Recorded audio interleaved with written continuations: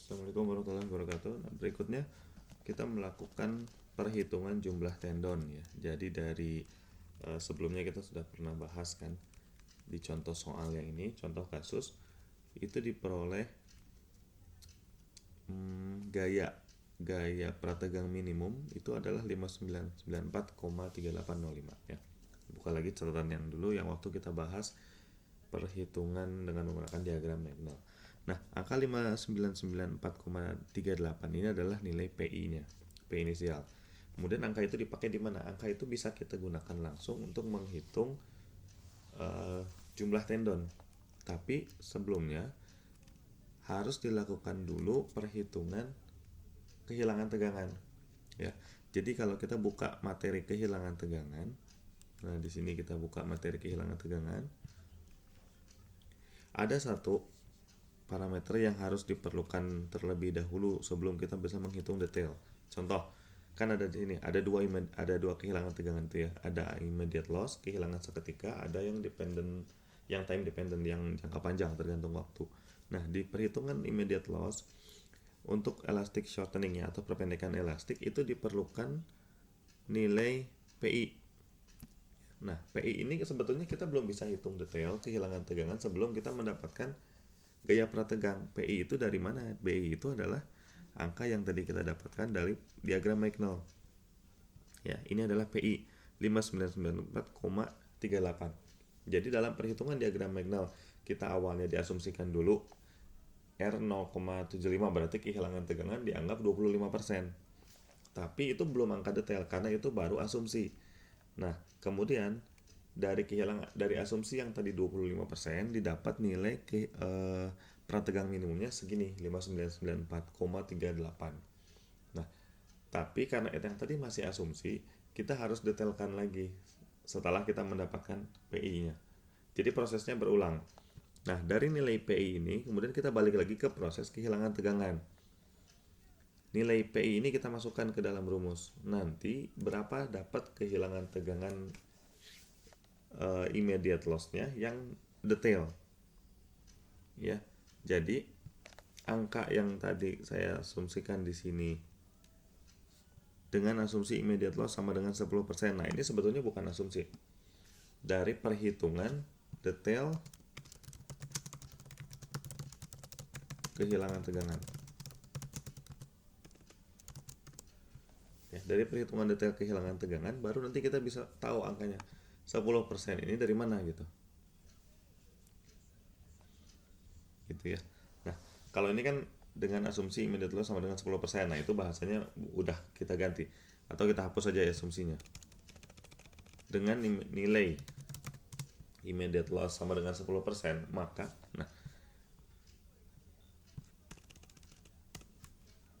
immediate loss 10%. Nah, maka kita bisa menghitung nilai PJ-nya, PJ King. Ya, jadi ada dua kan istilahnya, ada PI, ada PJ. Nah, PJ itu adalah gaya prategang saat jacking, kalau PI itu adalah gaya di awal, P inisial. Nah, nilai PJ nanti bisa kita hitung setelah nilai kehilangan tegangannya kita peroleh detail. Bisa jadi bukan 10%, mungkin dari hitungan detail kehilangan tegangan cuma 8%. Ya, masukkan berarti 1 dikurangi 0,08. Berarti di sininya 0,92. Ya, kalau ini 8% berarti kan di sininya 8%, berarti di sininya 0,08. Berarti di sininya 0,92. Nanti angka ini berubah lagi. Ya. Nah, kalau tadi dihitungannya 10%, maka di sini tuh 0,1. Dan diperoleh nilainya di sini 0,9. Ya. Nah, intinya dari hitungan yang akan kita lakukan ini adalah menghitung jumlah tendon. Karena dari gaya saja kita kan nggak bisa menjabarkan berapa jumlah tendon yang mau dipasang tanpa kita harus hitung. Jadi kita harus tahu detail. Begitu gayanya dapat, bisa kita konversi ke dalam jumlah tendon. Nah, langkahnya seperti ini.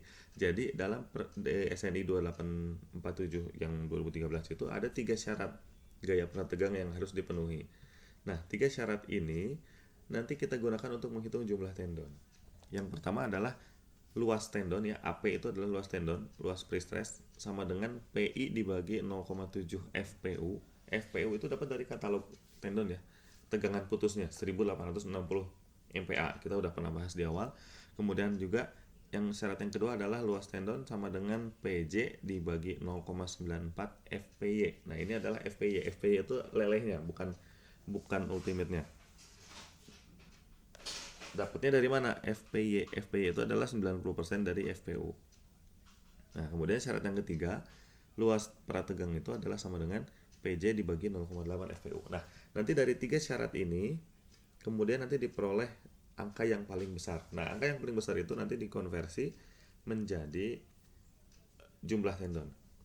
Nah, dari sini, dari syarat 1, 2, 3, diambil nilai luas prategangnya itu adalah 4603,9789. Karena itu adalah nilai terbesar yang berasal dari persamaan 1. Syarat yang pertama. Nah, kemudian, karena ini adalah luas perlunya, bagaimana cara kita mendapatkan jumlahnya? Ya, tinggal kita cari aja. Kalau kita asumsikan nih, dalam satu tendon itu ada 12 strand, maka luasnya adalah 1519,3518. Dari mana angka ini? Kalau satu strandnya luasnya diameter 12,7 mili, kalau luas dari 12 strand ya tinggal dikalikan 12. Seperempat pi d kuadrat, d-nya 12,7, kalikan jumlah strandnya. Jadi dalam satu tendon ada 12 strand, itu luasnya 1519. Nah, kalau yang diperlukan yang 4600, sedangkan satu tendon yang menghasilkan luas 1500, ya tinggal kita bagi aja. 4600 dibagi 1500, 3, sekian. Dibulatkan menjadi 4 tendon. Ya. Sekarang kita cek, kalau 4 tendon dikalikan luas satu tendon ya pasti lebih kan. 6077. Sedangkan yang diperlukannya hanya 4603. Ya, itu nggak masalah. Berarti tendon yang kita pasang nanti adalah 4 diameter setengah in ya, dengan isi masing-masing tendon itu adalah 12 strand, 4 tendon yang ya terpasangnya. Nah yang utamanya adalah di sini kalian harus hitung detail dulu kehilangan tegangannya, karena nanti dari kehilangan tegangan kita bisa dapat berapa nilai immediate loss. Immediate loss itu cuma 3 ya, jadi nilai dari perpendekan elastis, nilai dari friksi, kemudian slip pada angkur ya. Kan ada 6, kehilangan tegangan itu ada 6. Yang pertama adalah A, ini adalah elastic shortening, perpendekan elastik. Kemudian B-nya adalah friksi sepanjang tendon. C-nya adalah slip pada angkur. Nah, 3 kehilangan tegangan ini kemudian dihitung detail angkanya berapa, kemudian dijumlahkan. Kalau yang kedua adalah time dependent, ini akan terjadinya ketika nanti setelah strukturnya selesai.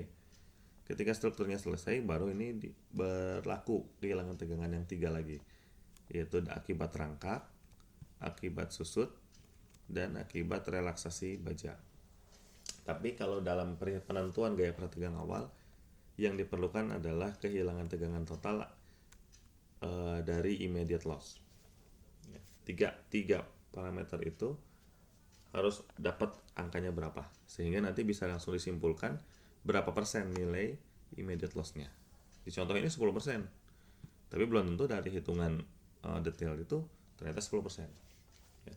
Nah, dari soal UTS kemarin, kalau yang masih kurang tepat ya, di pertemuan yang topik 8 tadi saya minta yang nilai di bawah 50 itu diperbaiki lagi. Nah, kemudian yang sudah lewat dari nilai 50, lanjutkan ke sini sampai kalian bisa mendapatkan berapa jumlah tendon dengan diameternya. Nah, ya. Di sini asumsi 12 strand itu boleh ya. Saya bisa pasang 12 strand, bisa pasang 15, bisa pasang 20 strand, itu terserah kalian.